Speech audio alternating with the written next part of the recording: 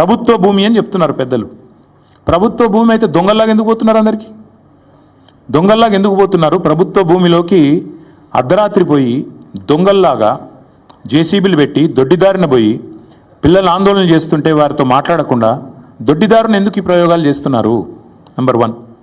Number 2, మీరే కదా కోర్టుకు చెప్పారు మార్చి 27, 28 నాడు ఒక పిల్ పబ్లిక్ ఇంట్రెస్ట్ లిటిగేషన్ ఒక ఎన్జిఓ వాటా ఫౌండేషన్ అని వారు ఫైల్ చేస్తే మీరే చెప్పారు కోర్టుకి 10 రోజులు సమయం ఇవ్వండి, మా జవాబు చెప్తాము, కోర్టులో మా కౌంటర్ ఫైల్ చేస్తాము అన్నారు.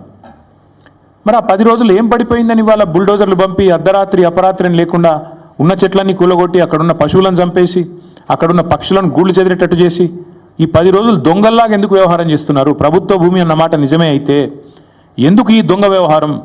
ఎందుకు పగటిపూట పోవట్లేదు? ఎందుకు అర్ధరాత్రి దాడి చేస్తున్నారు? కోర్టు సెలవులు చూసుకొని శనివారం, ఆదివారం, ఉగాది, రంజాన్ ఇవి చూసుకొని వందల వాహనాలు అక్కడ పంపి బుల్డోజ్ చేస్తారా? ఇదేనా ఒక ప్రజాస్వామ్యంలో ఒక నీతివంతమైన పరిపాలన అందించే వాళ్ళు, ప్రజాపాలన అని చెప్పుకునే వాళ్ళు చేయాల్సింది?